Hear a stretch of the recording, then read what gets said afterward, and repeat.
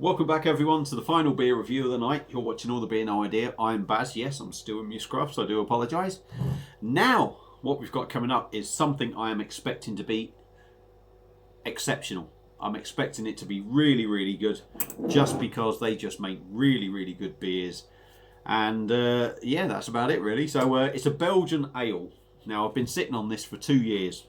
Not because I've been trying to sit on it for 2 years and not literally sitting on the beer. The beer has just been in the house. At the time of ordering this, I ordered several beers. So trying to get through them all was a bit of a, because you're always buying more. But it still has a year's date on it, believe it or not. So we've got a Belgian ale, and it's from Browerij van Honsbrouck, and it's part of the Kasteel range, and this is a bottle of their Cuvee de Chateau.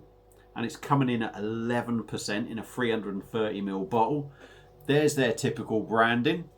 Their bottle caps tend to match the label. So we've got that. And obviously, if you're having a Kasteel beer, it needs to go in this glass. And I've done it on my last Kasteel one. I've got to show you that. Look at that. Kasteel, I don't know if that's it might be Belgium for castle. I don't know whether that's the sort of thing. I don't know. But anyway, look at that. Absolutely stunning. So, without further ado, let's get this bad boy open and see what we get. Now, I know many moons ago, there was a beer reviewer that actually rated this beer, if I remember rightly, above Kasteel's Barrister Chocolate Quad. Now, for me, the Kasteel Barrister Chocolate Quad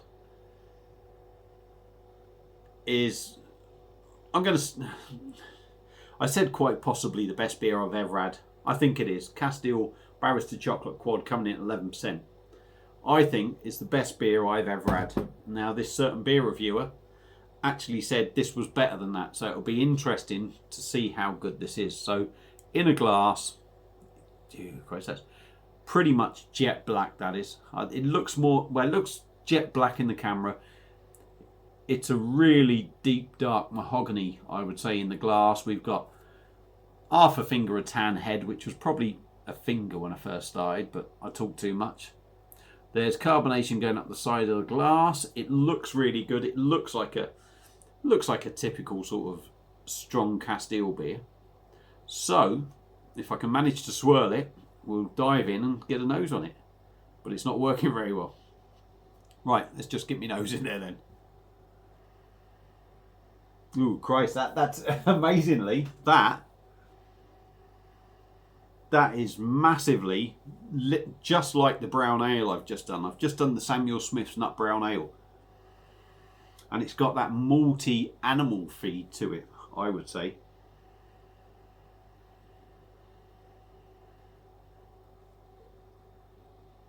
It's all pretty much that. I am getting a slight aroma of something else in the background.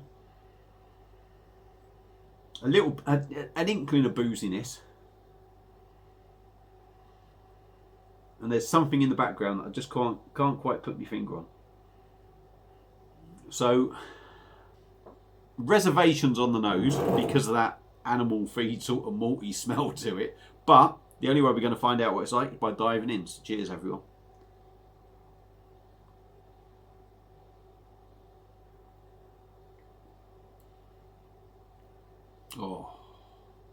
Oh my word. Oh, that is divine. Now, you don't want to know about my last review. I mean, hopefully you out there will watch it. But in the last review, you got that aroma that I'm getting on this, and you got a slight taste of it in the beer. In this beer, it's all on the nose. None of it in the taste. Malty. The body, actually for 11%, it's got a nice body on it. Not as maybe as heavy as I was expecting. Carbonation'S Lovely. Typical really small bubbles that caress the inside of your mouth when you drink it. Smooth as silk to drink. Smooth as silk.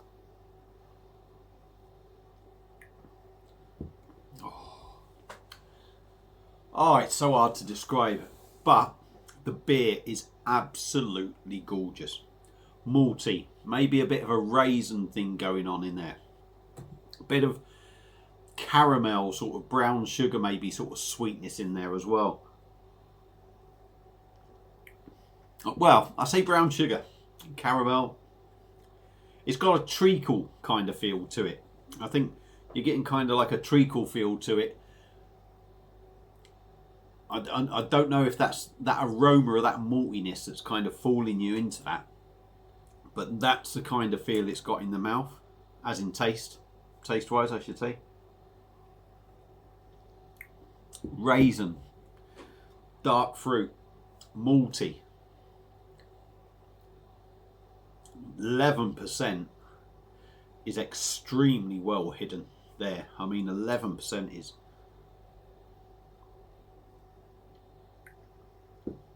You get a little bit of a booziness on the front, at the front of the mouthful, if you like.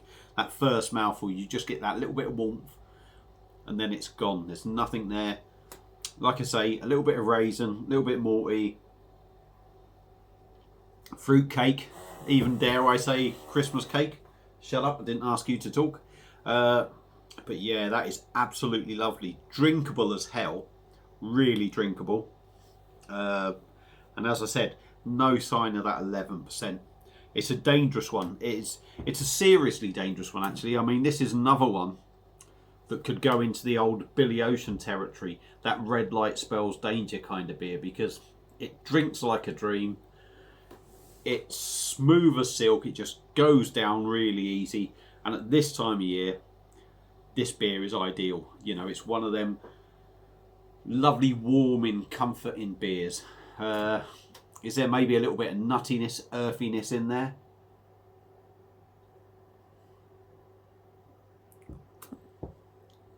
Yeah, I think that's in there as well. You sort of, these dark beers, they have a nutty earthiness about them.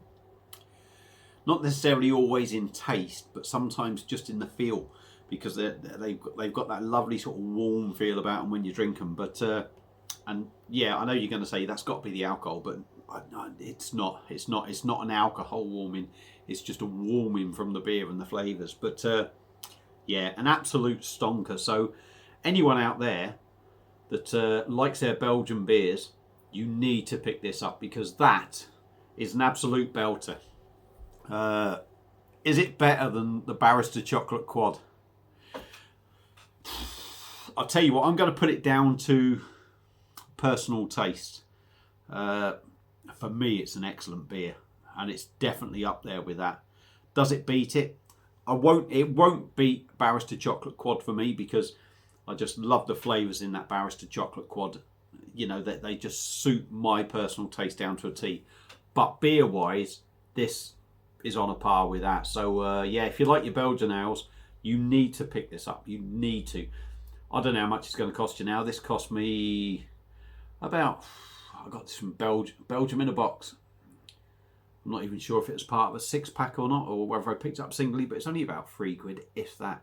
So yeah, if you see it, whatever price, if it's a £5, pick it up, because it's a belter. So that's it from me for this beer review. I do apologise for going on so long.